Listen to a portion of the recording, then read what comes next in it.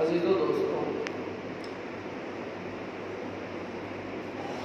قرآن پاک میں اللہ عز و جل ارشاد فرماتا ہے الا ان اولیاء اللہ لا خوف علیہم ولا هم یحزنون۔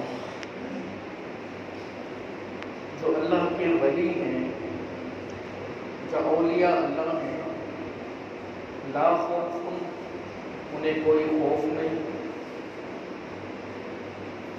ولا یحزنون، نہ وہ غمزدہ ہوں۔ اور وہ اللہ کے ولی کون ہیں؟ الذین آمنوا، جو ایمان لائے، وکانوا یتقون، اور انہوں نے تقوی اختیار کیا۔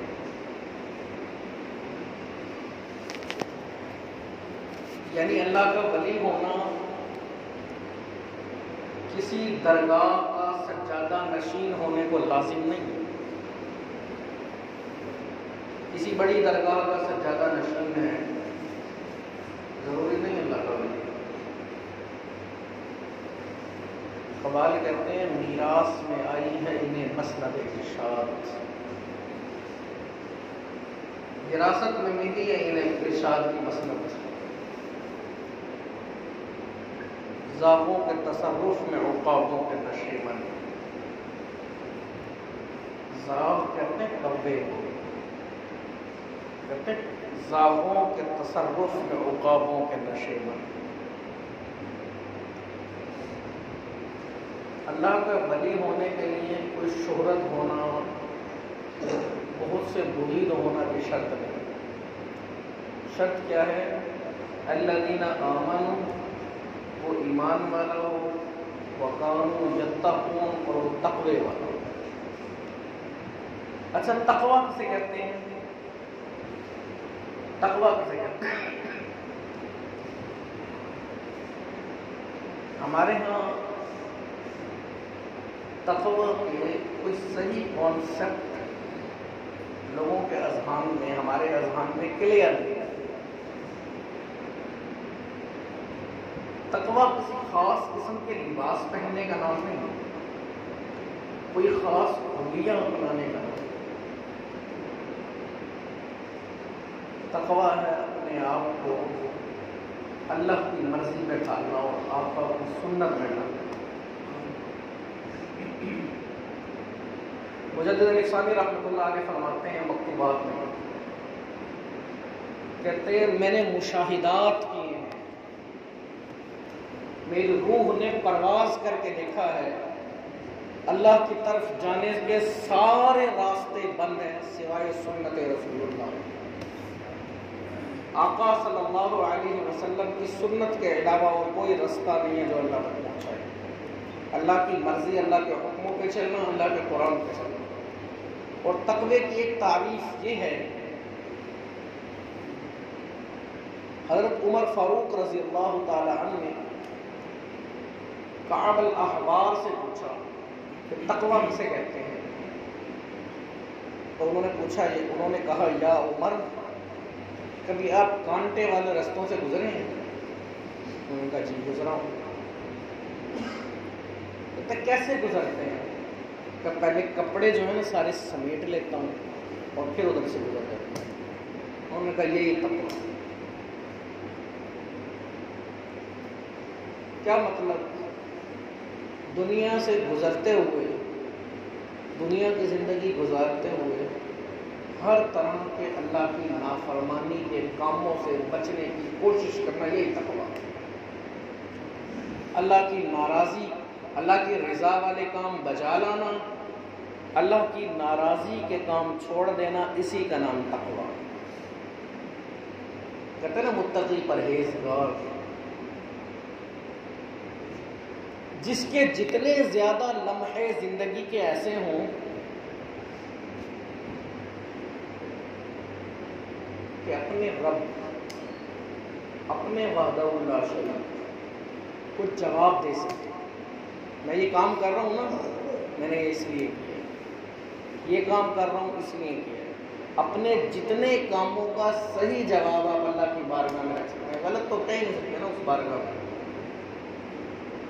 جو جتنے زیادہ ایسے لمحات، ایسے معاملات رکھتا ہے وہ اتنا بڑا متقی، اتنا بڑا تقوی شعار ہے۔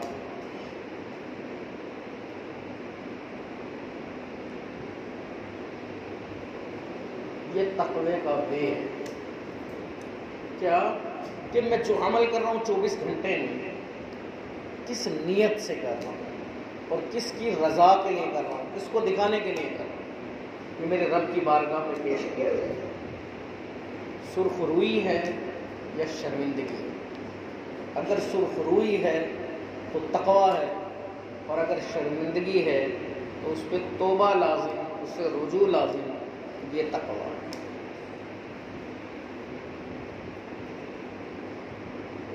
اور اللہ عز و جل قرآن میں فرماتا ہے ان اللہ یحب المتقین۔ آپ نے بیان سنا ہوگا، علماء جب بیان کرتے کہتے ہیں والعاقبۃ للمتقین،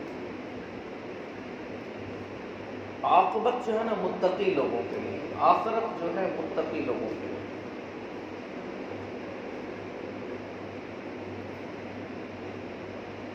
چنانچہ اللہ کا قرآن کہتا ہے تلک الدار الآخرہ، آخرت کا گھر ان کے لیے ہے، نجعلها للذین لا یریدون علوا، جو زمین پہ برتری اپنی نہیں چاہتے، اپنی بڑائی، اپنے آپ کو برتر جتانا نہیں چاہتے،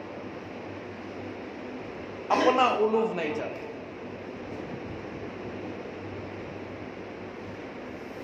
اپنی ذاتی برتری کے لیے اگر کوئی کوشاں ہے، اپنی ذاتی بڑائی کے لیے اگر کوئی کوشاں ہے تو اس کی ذاتی بڑائی تو مل سکتی ہے، لیکن آخرت کا سودا اسے نہیں ملے گا۔ ہاں، ایسے کام کرنا، حلال کمانا، اعلیٰ ترین تعلیم حاصل کرنا، اگر اس نیت کے ساتھ ہو، اچھی نیت کے ساتھ ہو تو یہ بھی عبادت ہے، لیکن اپنی ذاتی بڑائی اور اپنی ذاتی برتری کے لیے وہ نیت تو دل کا معاملہ ہوتی ہے۔ میں اور آپ کسی کی نیت پہ فتویٰ نہیں لگا سکتے۔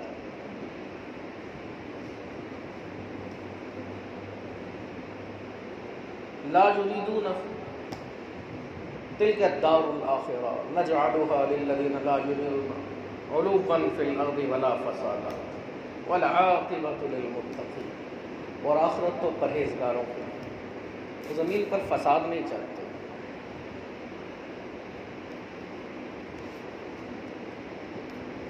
یہ جو اللہ کے اولیاء گزرے ہیں، اللہ کی زمین پہ اللہ کے ولی گزرے ہیں،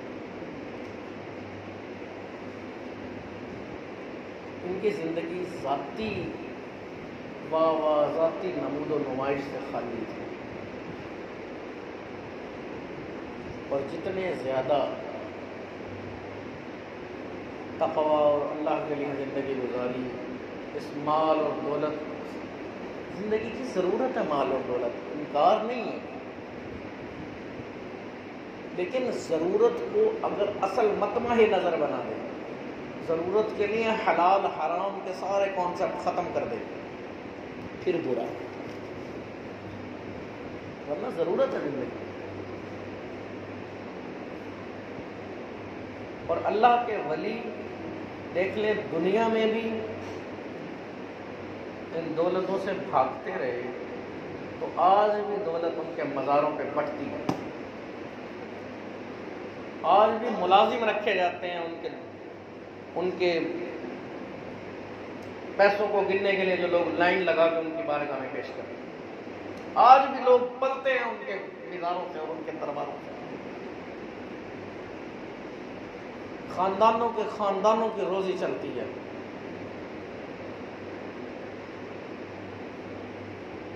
وہ بلے کے الفاظ میں قبر جنادی جیوے ہو، لیکن ان کا مقصد کیا تھا؟ اچھا، جو ان اولیاء کی صورت اختیار کرے وہ بھی قبول ہو جاتا ہے۔ اورنگزیب عالمگیر مغلوں کا عملاً آخری بادشاہ تھا، بعض اس کی بڑی تعریف کرتے ہیں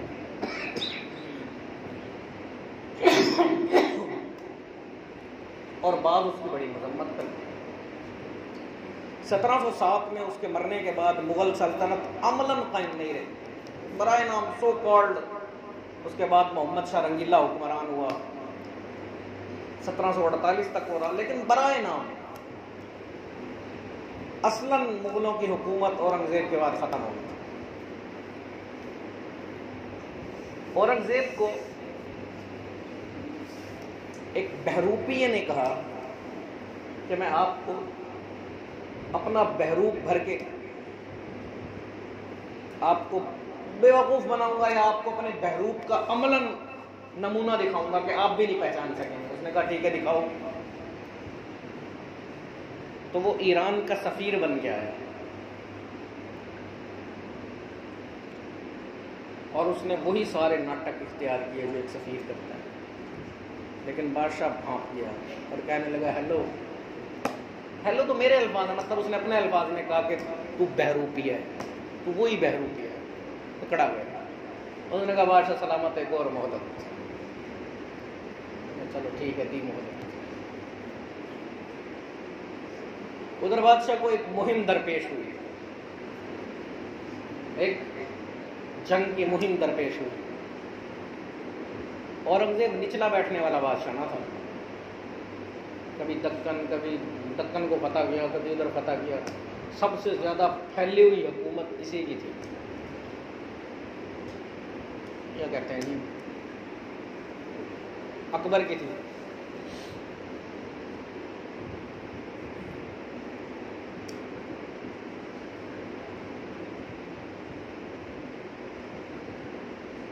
بعض لوگ اسے بھی ولی اللہ بتاتے ہیں، اورنگزیب عالمگیر کو بھی، لیکن جس طرح اس نے اپنے بھائیوں کو مروایا، جس طرح چھوٹے چھوٹے بچوں پہ بھی آنکھوں پہ سلاخیں پھروا دی، میرا دل تو نہیں مانتا یہ ولی ہے۔ لیکن خوبیاں تھیں، بہرحال ایک مسلمان حکمران والی کافی ساری خوبیاں تھیں۔ فتاوی عالمگیری اس نے لکھوایا اور اس طرح کے پازیٹیو کام بھی کیے۔ تو جی اس نے ایک صوفی کی، ایک پیر صاحب کی، ایک ولی کی شہرت سنی، تو اس نے کہا کہ اسے مجھے میرے پاس لے آؤ، میں اس سے دعا کرواؤں گا۔ تو جب لوگ اس صوفی صاحب کے پاس گئے تو صوفی نے کہا، اس ولی نے کہا کہ بادشاہوں کے درباروں میں فقیروں کا کیا کام ہے؟ میں نے کسی بار کہا کہ بادشاہ کے دربار میں نہیں جانا۔ اورنگزیب پہ اور اثر ہوا کہ اتنا بڑا وہ ہے کہ ہند کے بادشاہ کے سامنے حاضر نہیں ہونا چاہتا۔ تو بادشاہ خود اس کی کٹیا میں آیا، اندھیرا پھیلا ہوا تھا کٹیا میں، اس نے ہاتھ بڑھائے چومنے کے لیے، قریب تھا وہ ہاتھ چوم لیتا، تو وہ بہروپیہ ہنسنے لگا، کہنے لگا بادشاہ سلامت، پتہ لگا نا کیسے آپ کو بیوقوف بنایا، میں وہی بہروپیہ ہوں۔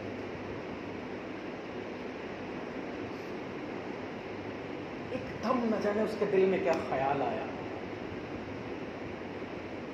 اور کہنے لگا، رونے لگا کہ میں جھوٹا اللہ کا ولی بنا تھا، جھوٹا اللہ کا بندہ، جھوٹا بنا تھا نا، دکھاوے کے لیے بنا تھا، بہروپ بھرا تھا میں نے، لیکن اللہ نے ہند کے بادشاہ کو میرے آگے جھکا دیا۔ اگر میں سچا اللہ کا بنتا تو کیا بنتا؟ اپنے کپڑے پھاڑے اور نکل گئے کہ اب میں سچا اللہ کا بنتا۔ لکھنے والوں نے لکھا کہ اللہ والے کے جھوٹے بہروپ بھرنے کا بھی اللہ نے فائدہ دیا، اسے صحیح معنوں میں اللہ کی طرف لگا۔ حضرت موسیٰ علیہ السلام کی ایک شخص نقلیں اتارتا تھا، تو جب قوم کو عذاب دیا گیا تو اللہ نے کہا، حضرت موسیٰ علیہ السلام نے کہا اللہ اس کو بھی پکڑ لے، یہ میری نقلیں اتارتا ہے۔ اللہ نے فرمایا اسی لیے نہیں پکڑتا، تیری نقل تو اتارتا تھا نا۔ کسی اردو کے شاعر نے کہا، تیرے محبوب کی یارب شباہت لے کے آیا، حقیقت اس کو تو کر دے، میں صورت لے کے آیا۔ تو میرے بھائیوں، اپنی زندگی کو اللہ کے ولیوں کے رنگ میں ڈھالنے کا طریقہ یہ ہے کہ جن اولیاء کے آپ حالات پڑھتے سنتے ہیں نا، اس پہ عمل کرنا شروع، کسی نہ کسی ایک چیز پہ عمل کرنا شروع۔ آہستہ آہستہ ہمارے اندر کے اندھیرے چھٹتے جائیں گے اور ہمارے اندر نور اور روشنیاں پیدا ہوں۔ اے اللہ ہمیں صحیح معنوں میں تقوی والا بنا، ہمیں صحیح معنی میں اللہ کے ولیوں کا محب بنا اور تو ہم سے راضی ہو جائے۔ وما علیہ الا البلاغ۔